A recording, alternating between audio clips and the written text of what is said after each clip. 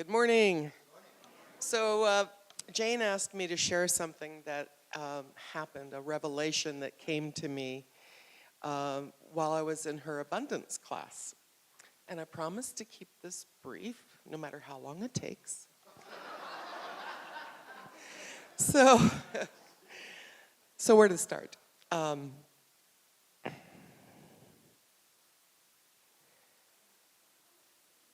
Jane had asked a question, a self-inquiry question, that made me go deep and made me look deep to find out what was blocking me from having my heart's desires manifest. And it was while I looked in silence that I came upon a vision. Imagine this little 5-year-old girl, little blonde towhead, who was saying, "Mommy, Mommy, can I have a pony for Christmas? Mommy, Mommy, can we buy a house in Chatsworth and have horses in our backyard?" And I would do this every Christmas. I would want a pony. She would always say, "What do you want for Christmas?" "All I want's a pony." I would go out first thing when I woke up in the morning and look in the backyard to see if there was a little pony tied to a tree. But never. And I asked her one day, I said, "How come I can't have a pony?" And she said, "You ungrateful little brat. How? You should be ashamed of yourself. Don't you realize your father works hard to put food in your mouth, a roof over your head, and clothes on your back?" And in that moment, I just shut down. I felt the deepest shame I had ever felt. And little did I know that got programmed in me, and it was always running in the background of the computer. And this thing about shame is that, it's different from guilt. Guilt is, I think I did something wrong. Whereas shame is, there's something wrong with me. So throughout my life, because I was raised we had difficult times. My dad was in sales, and sometimes we had good times, and sometimes they were very lean. And I made a decision at a very young age that I was going to make $1 million someday, that I was not going to be broke. Anybody in here ever wanted to make $1 million? And so I've been a nurse for 41 years. I've had success in my career, but it was never enough because I always had that dream, that deep burning dream to make $1 million. So throughout my life, I've tried many different ventures.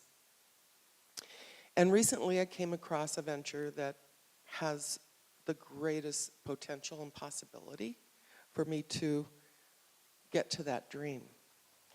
And what happened was I was dreaming about my property because Spirit brought me to Bend. And they said, "You're going to run a retreat center." I do energy medicine, intuitive counseling work. And I actually am living in the home of my childhood dreams. So, I've got a lot to be grateful for. I'm living with a man that is my dream man. I love him. And when I started thinking and visioning what it would be like to have 50,000, 100,000 a month rolling in, that program started running. And I had the dream of putting this beautiful community, like a big barn with a community room where I could have workshops and retreats and things like that.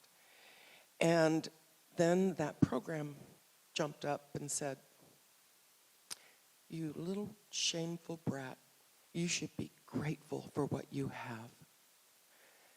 And wow, I was like, this really ran deep.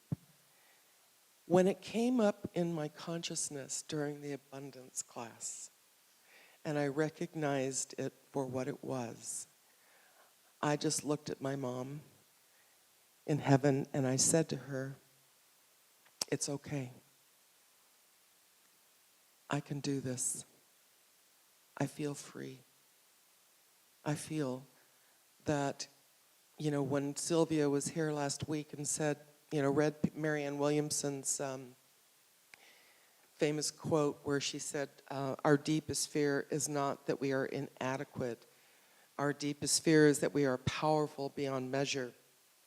I won't read the whole thing, but the thing that stood out for me was your playing small does not serve the world.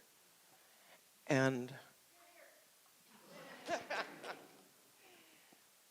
but Jim Rohn said it best for me. He said, learn how to be happy with what you have while you pursue all that you want. And so I am totally grateful for everything I have.